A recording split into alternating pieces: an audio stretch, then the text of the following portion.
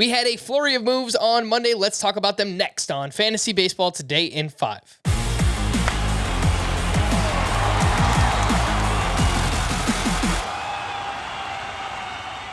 Welcome into FBT in 5. As always, make sure to follow and stream us on Spotify. Today is Tuesday, March 15th. I am Frank Sample, joined by Scott White, and let's talk about the biggest trade of the day. Matt Olson goes to the Atlanta Braves in exchange for 4 prospects: Christian Pache, Shea Langoliers, and 2 pitchers, Ryan Cusick and Joey Estes.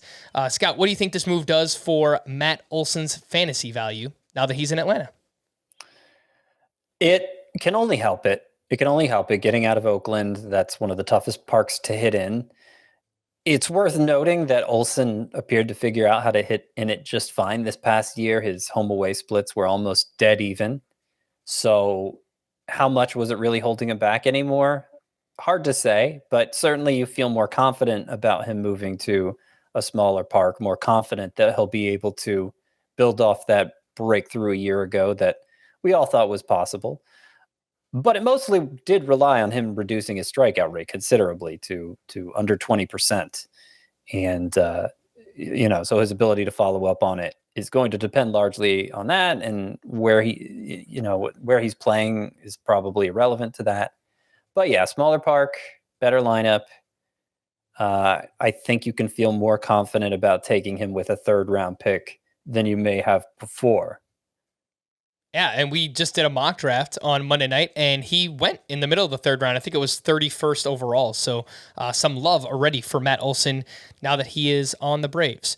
Jesse Winker and Eugenio Suarez were traded over to the Seattle Mariners for pitching prospect Brandon Williamson, starting pitcher Justin Dunn, and outfielder Jake Fraley. So both hitters got join a better lineup, but a worse park to hit in. What do you think about Winker and Suarez in Seattle? Yeah, I don't really see a lot of winners from this deal for fantasy baseball purposes. Of course, the Mariners are a winner.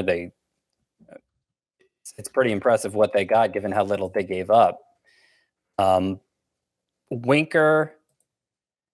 So Winker, obviously both of him and Suarez going from one of the best hitters park to one of the worst hitters parks. That's not good for either. Winker, both of them really, their home away splits last year were pretty close to even, as I was saying for Olson. But it's still like anytime you have a venue shift that dramatic, it really makes you question how that's going to play out in the long haul. I think rightfully. And over the course of Winker's career, his OPS was about 100 points lower on the road than at home. And not all of those places he was playing on the road are as tough as Seattle. So in addition to that, he's still terrible against left-handed pitchers. And I think on an expected contender, it's less likely he's going to get to play every day considering. So whatever concerns I already had about Winker in terms of playing time are amplified, and it's unclear if his production is going to be as good either. Suarez, there was some hope for him after that big September he had, that he was back on track after hitting under 200 since that breakthrough 2019 season when he homered 49 times. So there was some hope for him.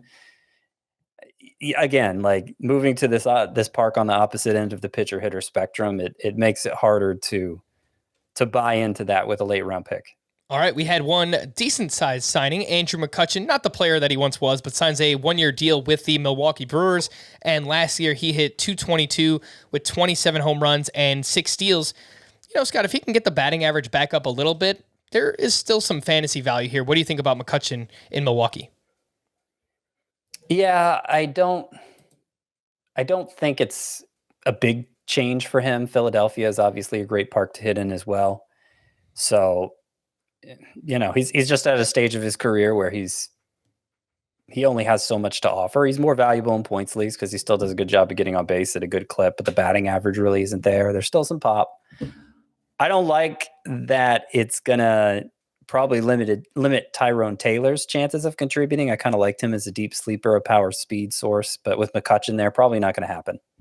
All right, let's get to the biggest news of the day. It wasn't a signing. It wasn't a trade. Unfortunately, it was an injury. Fernando Tatis has a fractured wrist. He was arguably the first overall pick in fantasy baseball this season. And if he opts to have surgery, Scott, he could be out up to 3 months. We don't know yet if he actually is going to have the surgery, but what do you think about Fernando Tatis now? I mean, how far are you dropping him? When would you actually think about selecting him in a draft?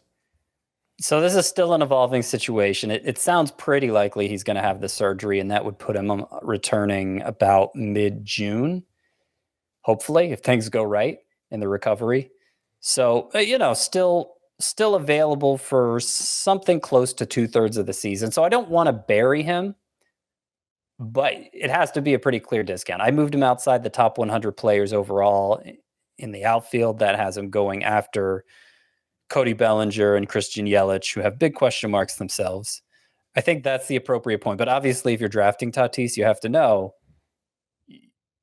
your team's going to be a little behind in the early going, and you got to be willing to stick with it when he does return and hopefully makes up a lot of ground for you. All right, yeah, that mock draft that I mentioned, he went with the first pick of the 8th round, so 85th overall.